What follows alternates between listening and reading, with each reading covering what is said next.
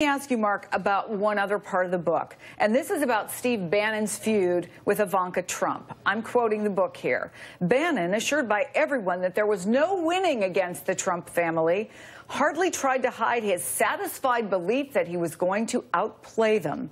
In the Oval Office, in front of her father, Bannon openly attacked her. You, he said, pointing at her as the president watched, are a effing liar. Ivanka's bitter complaints to her father, which in the past had diminished Bannon, were now met by a hands-off Trump. I told you this was a tough town, baby. Is there anyone who Donald Trump is truly loyal to? Well, I mean, I think the answer to that is Donald Trump is truly loyal to himself. You know, to go back to what Josh just said, there's a part of Donald Trump that relishes this kind of warring bands of advisors. And I think when Ivanka Trump came to Washington and took an office in the West Wing, perhaps her status in his eyes changed to some extent, and she did find herself in this melee, in this swirl of competing agendas and egos. I think it also speaks to the fact that, you know, whatever else you're going to say about Steve Bannon, the guy was going for broke and was willing to pretty much take on any imaginable risk to press his views. I mean, to go to war, we knew already he had kind of gone to war with Jared Kushner on various issues. That's been reported before. I think this book sheds light on the fact that he actually also went to the mat with Ivanka Trump, which would strike one as an even more dangerous thing to do. So, you know, I think that really it just goes back to the fact that, you know, Trump has Trump in mind above all things.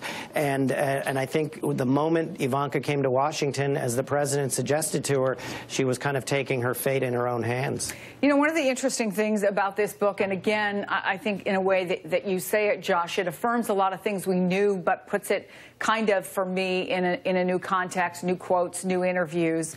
One of them is about women. And we know that Steve Bannon believes that he is the person who helped Donald Trump survive the infamous Billy Bush tape. Right. So obviously, he was elected president. He got by that. We're in a very different sort of set of beliefs right now. America has changed its tune on the treatment of women. And there is a quote in here about Hope Hicks and Lewandowski, who, according to the book, had an on and off again romantic relationship. And of course, he was fired in 2016 for clashing with Trump family members. And this is what the book says. Hicks sat in Trump Tower with Trump and his sons, worrying about Lewandowski's treatment in the press and wondering aloud how she might help him. Trump, who otherwise seemed to treat Hicks in a protective and even paternal way, looked up and said, "Why? You've already done enough for him. You're the best piece of tail he'll ever have," sending Hicks running from the room.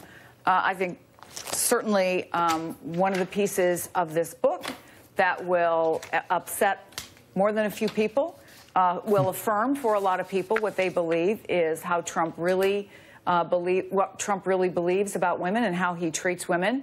And yet the person who's about to come to the podium, Sarah Sanders, will talk often about how she's the first mom who has held that job. In the book, there is a lot about how he certainly believes that he can trust women more than he can trust men. Many of the people closest to him who have been survivors, like Hope Hicks, are women. What do you make of that part of all this? Well, Trump Tower was known, and in the White House, as being a pretty crass place. The president frequently curses and uses off-color language. People who've golfed with him or around him say. You obviously heard the Access Hollywood tape and his comments there. I have also spoken to West Wing aides who are women who say he's never denigrated them and, in fact, has praised them and welcomed their opinions. So I think on one hand, you see that he can make vulgar and inappropriate comments about, you know, women or their appearance and you know, kind of be not necessarily presidential in that. And then another way, he can be a decent boss to women. If you look at some of his aides who were with him the longest of the Trump organization, some of them were women who really respect him to this day. So it's kind of a bifurcation. to some degree. The president obviously has been caught on tape doing one thing, and we've heard stories of him doing similar things that were likened to the Access Hollywood tape. And I've also heard stories from women who say they've never seen that from him.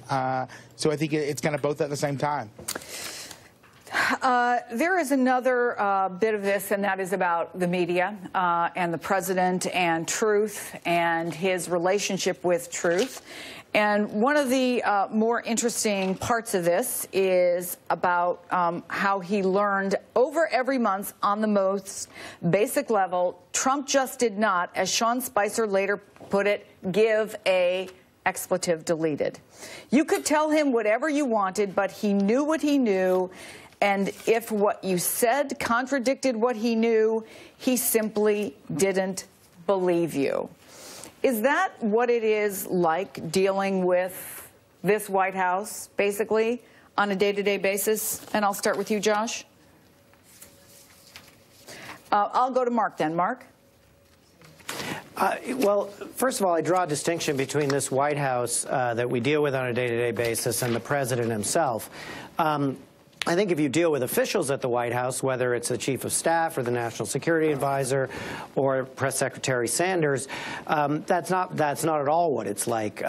These people are, for the most part, trying to be professional, trying to be receptive and process new ideas while carrying out what they believe to be the agenda of the president. I think dealing with